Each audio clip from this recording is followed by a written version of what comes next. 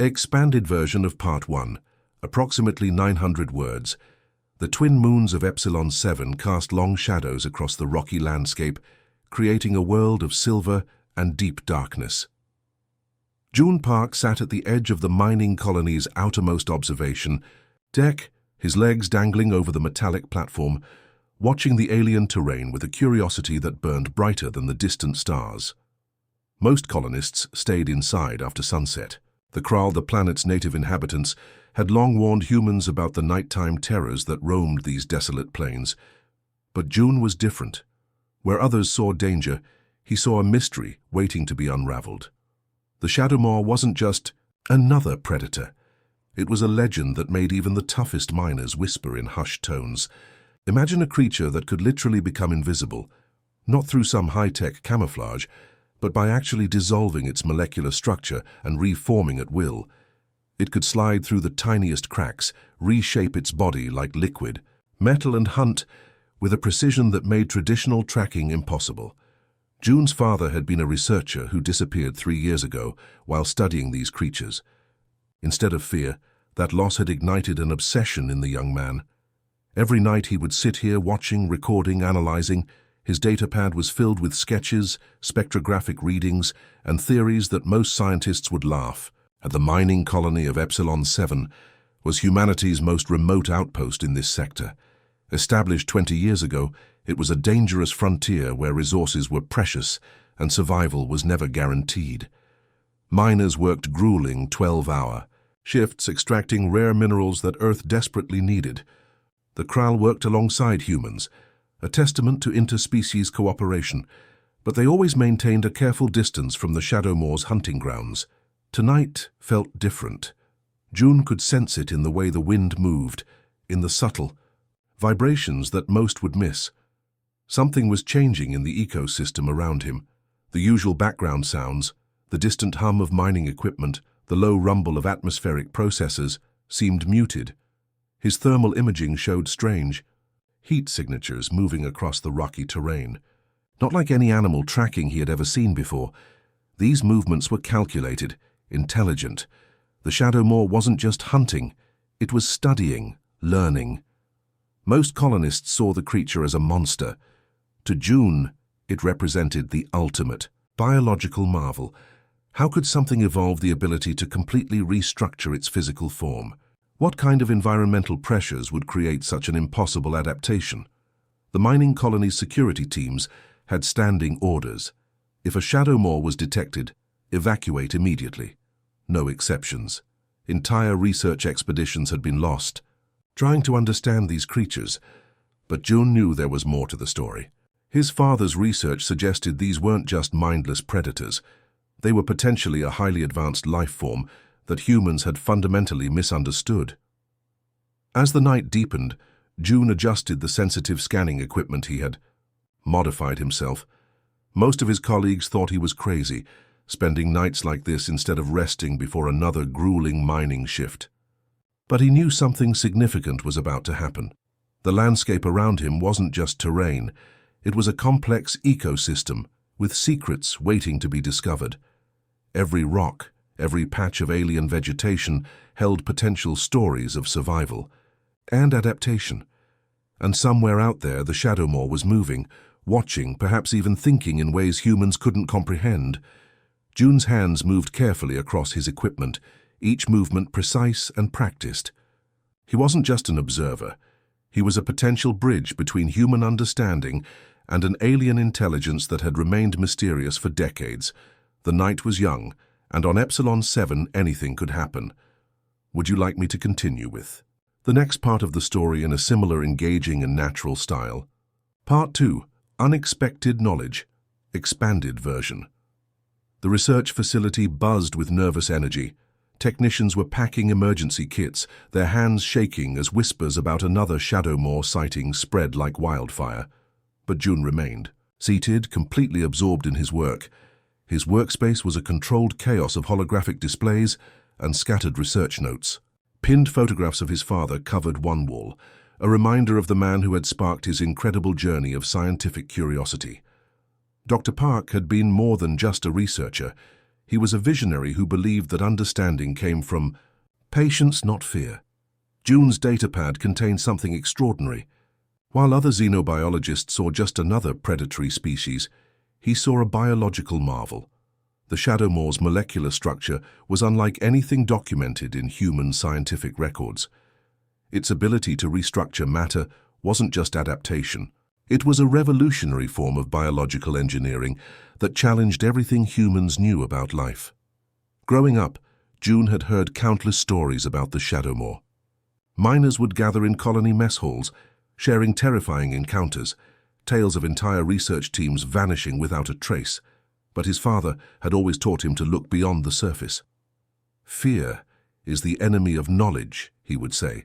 Science begins where panic ends. The colony's lead researcher, Dr. Kim, had repeatedly warned June about his obsessive research. Some mysteries are better left unsolved, she would say, her voice tinged with a mixture of concern and frustration. But June knew deep down that understanding was the first step to coexistence. His current research focused on the Shadowmoor's unique electromagnetic signature. Traditional scanning methods failed because the creature could manipulate its own energy fields. It wasn't just camouflage, it was a complete molecular transformation that allowed it to blend into its environment seamlessly. June's computer screens displayed complex algorithms and molecular models that would look like nonsense to most people. But to him, each line of data was a potential breakthrough. He had developed custom scanning algorithms that could potentially track the Shadowmoor's movement patterns, something no previous research team had managed. The colony's survival depended on understanding these creatures. Epsilon 7 was humanity's most remote outpost, rich in rare minerals but dangerous beyond imagination. Every scientific breakthrough could mean the difference between continued exploration and complete abandonment. His colleagues called him stubborn. His supervisors considered him a liability. But June knew he was close to something significant. The Shadowmoor wasn't just a predator. It was potentially an intelligent species with communication methods humans hadn't yet comprehended. Outside his research station, the alien landscape continued its eternal dance.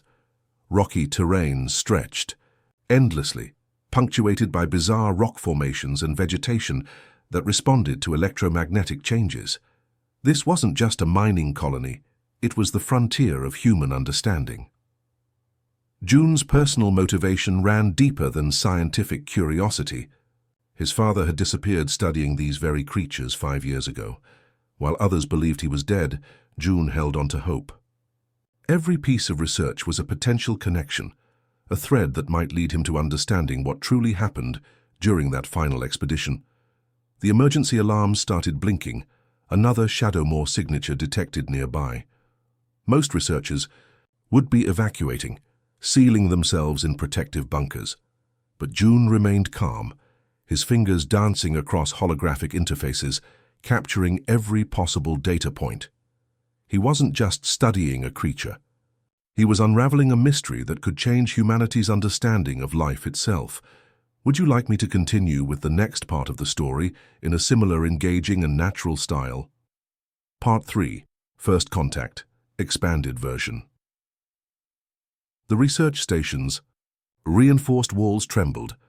Alarms screamed their high-pitched warning, but June's breathing remained steady. Years of preparation had led to this moment. Metal warped and twisted as something impossible began penetrating the facility's outer defenses. The Shadowmoor wasn't breaking through like a traditional predator. It was literally flowing through microscopic gaps, reshaping its molecular structure with terrifying precision.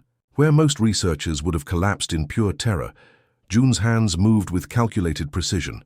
His custom frequency generator wasn't just another piece of scientific equipment. It represented 3 generations of research.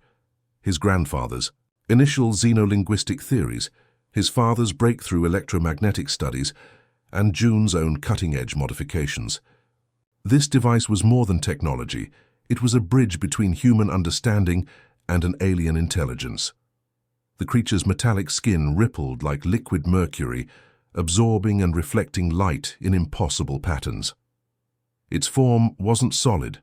but a complex dance of particles that could shift between states faster than human eyes could track. Scientists had documented these transformations, but no one had ever successfully interacted with a Shadowmoor. June understood something fundamental that his colleagues missed. Communication isn't just about language, it's about understanding patterns, recognizing subtle shifts in energy and responding without aggression. The frequency generator hummed to life, producing a complex series of electromagnetic pulses. These weren't random signals, but carefully constructed patterns based on years of research. Each pulse carried mathematical sequences, harmonic resonances, that mimicked the Shadowmoor's own molecular communication. For a moment, everything stopped. The creature's massive form, which moments ago had been destroying metal walls like paper, suddenly became completely still. Its surface stopped shifting, transforming from a chaotic mass of moving particles to something almost contemplative. Outside the research station, emergency protocols were activating. Security teams were preparing massive electromagnetic cannons. Colonists were being evacuated. But inside this room, something extraordinary was happening. June's hands never shook. His eyes, inherited from a family of explorers and researchers, remained focused. He wasn't just facing a potential threat. He was attempting first contact with a species that had defied human understanding for decades. The frequency generator continued its complex dance of signals. Each pulse was a question, a potential invitation to communication. Where traditional approaches saw the Shadowmoor as a monster, June saw a complex biological system capable of incredible adaptations. His research suggested these creatures weren't simply predators. They were potentially a highly advanced life form, with communication methods so complex that human technology had barely scratched the surface of understanding. The Shadowmoor's metallic skin began producing subtle color variations, not random shifts, but what seemed like a deliberate response. Its massive form, which could dissolve and reform at will, now held a strange, almost curious posture. June realized he was witnessing something unprecedented. This wasn't just scientific observation. This was a moment that could redefine humanity's understanding of intelligent life. Years of his father's research, countless nights of study, multiple failed experiments, everything had led to this single, breathtaking moment of potential connection. The research station's walls continued to groan under the Shadowmoor's presence, but something had fundamentally changed. This was no longer a confrontation. This was a conversation. And June Park was about to change everything humans thought they knew about life in the universe. Would you like me to continue with the next part of the story in a similar, engaging and natural style? Part 4. Breaking Barriers. Expanded version. The Kral observation deck fell silent. Dozens of alien scientists watched their monitors with a mixture of terror and profound disbelief. Everything they knew about the Shadowmoor was being dismantled in real time by a single human researcher.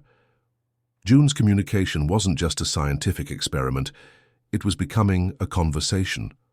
The Shadowmoor's massive form, which moments ago had been capable of destroying entire research facilities, now moved with an almost gentle curiosity. Its metallic skin rippled with complex patterns that seemed to respond directly to June's electromagnetic signals.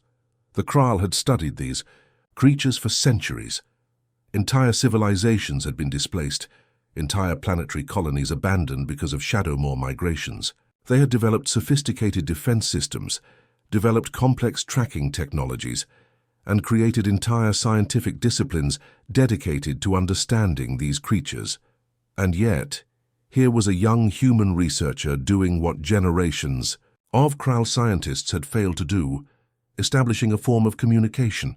Each pulse from June's frequency generator was like a carefully constructed language.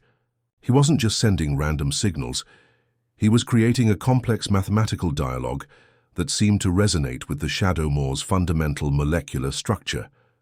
It was as if he had discovered a universal language hidden within the creatures. Bizarre biology. On the observation deck, senior Kral researchers began arguing. Some wanted to initiate emergency planetary defense protocols. Others were mesmerized by what they were witnessing. Dr. Lyra, The lead xenobiological researcher couldn't take her eyes off the live feed. "This changes everything," she whispered, her translator implant barely catching her words.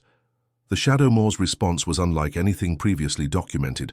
Instead of aggressive expansion, it was demonstrating what could only be described as communication. Its molecular structure began producing subtle color variations, not random shifts, but deliberate patterns that seemed to correspond with June's signals. June understood something profound that his predecessors had missed. The Shadowmoor wasn't a mindless predator. It was an intelligent species, with a communication method so advanced that humans had mistaken it for random molecular movement. Every shift in its structure was potentially a word. Every energy pulse a sentence, in a language nobody had previously understood. The research station's internal systems, which had been preparing for total destruction moments ago, now showed something unexpected. The Shadowmoor wasn't trying to breach the facility, it was trying to understand it. Its massive form had contracted, becoming smaller, less threatening. It was listening. Years of human-alien interactions had been defined by fear, misunderstanding, and defensive postures. But here, in this moment, something revolutionary was happening. A young researcher was proving that communication wasn't about overwhelming force, but about patience, curiosity, and respect.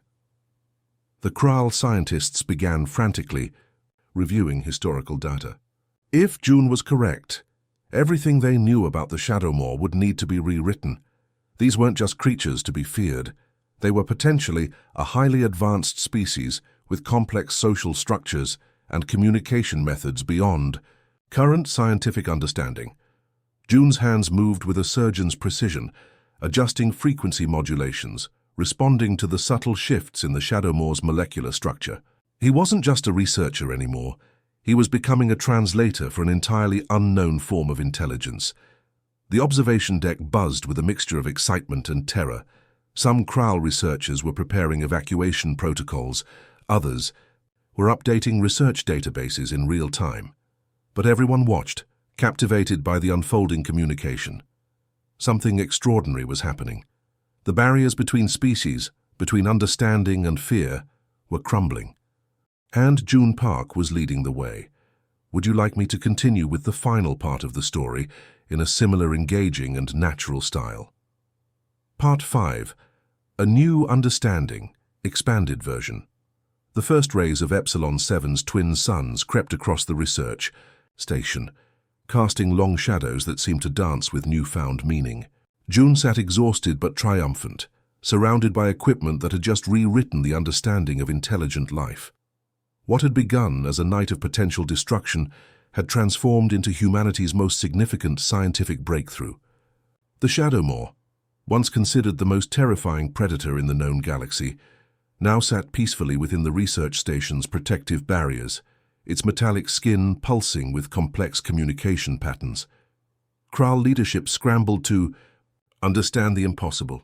Emergency meetings were called across multiple planetary systems.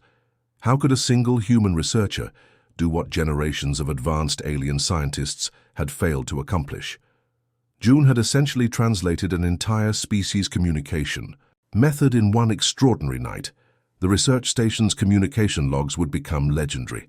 Every pulse, every molecular shift of the Shadowmoor was now documented. What scientists had previously interpreted as random molecular movement was actually a sophisticated language, more complex than any known communication system in the galaxy. Dr. Lyra, the senior Kral researcher, couldn't believe her senses. The Shadowmoor wasn't just communicating, it was sharing complex scientific information. Generations of misunderstanding had painted these creatures as mindless predators, when in reality, they were potentially one of the most advanced, intelligent species ever encountered. June's breakthrough went beyond simple scientific achievement. He had proven that communication wasn't about technological superiority, but about patience, respect, and genuine curiosity.